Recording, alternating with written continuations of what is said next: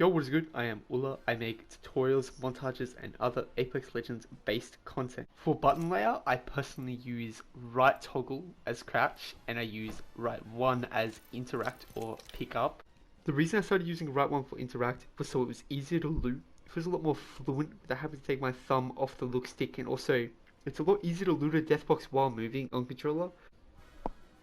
I'll actually have a video about looting while moving in the next few days, so consider subscribing if that interests you. I have tap to use, hold to reload on for the sole purpose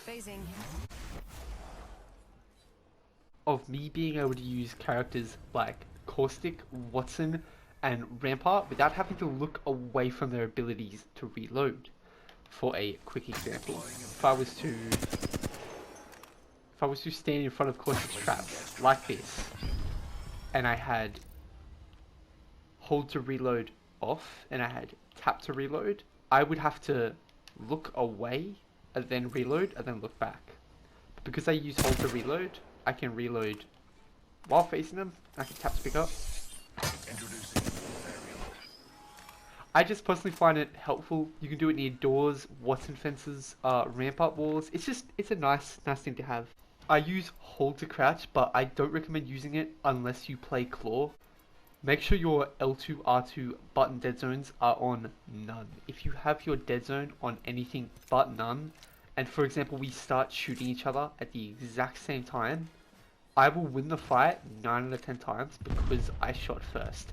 Menu cursor speed, I don't recommend having this too high, but try and have this as high as you can possibly handle, because it's a lot easier to armor swap mid-fight out of death boxes if you have a higher menu cursor speed. But don't throw away your ability to loot quickly just because you want a really high menu cursor speed, because if you try and armor swap mid-fight and you miss, you can pretty much scuff the entire fight. I highly recommend using advanced look controls, but from what I know, 5.4, 7.4, 7.6, 7.5, like all the settings like that are extremely viable. Vibration should always be off because it is horrific. Dead zone should be as low as you can possibly get it. I like to use an 8 dead zone, but that's just what I'm used to. Dead zone is essentially how much you have to move your look stick before it actually turns. So the lower you get it, the better it is for recoil control. My strike pack is on point today. Outer threshold should be as low as possible. It's pretty much like when your stick stops like registering a rampart.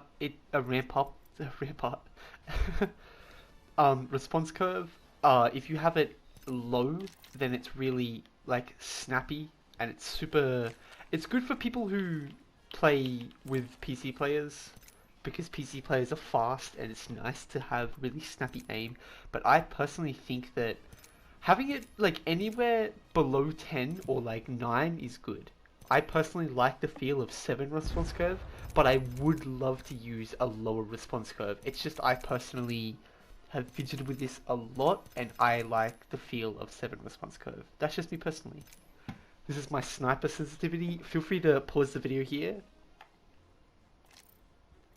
And my yaw and pitch speed, I find anything above 400 to be too fast to be consistent, and anything below 300 not good for PC lobbies and people who have movement, people who are hip firing and stuff like that. I just find it hard to sort of turn around quickly.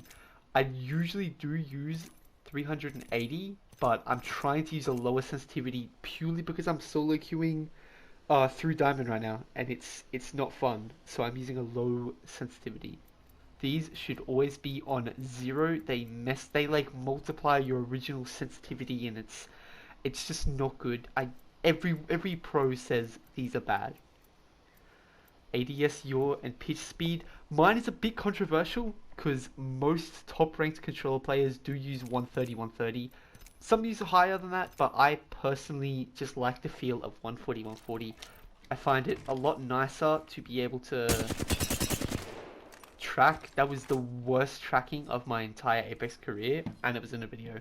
Very, very cool. Again, these should all be on 0, and target compensation should always be on. I personally like the feel of PC aim assist more. It feels a lot more smooth and linear. For things like the Wingman or the Peacekeeper, it's just extremely nice. I prefer it over default, but with something like the R99, it is less consistent and it's extremely bad for comp. So if you use PC aim assist, you will become a god. But because console has an average of, how much FPS am I on? I'm on 50, 55. That's cool. Okay. I have between 55 and 60 FPS in firing range. But in-game, console can get as low as 30 FPS. So I highly recommend default aim assist. Your FOV should never go below 110. 70 FOV, if you look, like in this background here when I apply it, do you see how zoomed in this is? It feels like I have a 3x scope equipped at all times. I highly recommend having this at the bare minimum, like 98 to 100. I know a lot of people use 102, that's what iTemp uses, but I like 110. It just feels a little bit better. That's what I personally use. Fpv Ability Scaling is for Octane's Stim and Bloodhound's ult. It actually makes your FOV go to 120, which I'm not a fan of, but you know, if you like that, you like that. It's all personal preference at the end of the day. These are just the settings that I have found to be the most consistent for controller.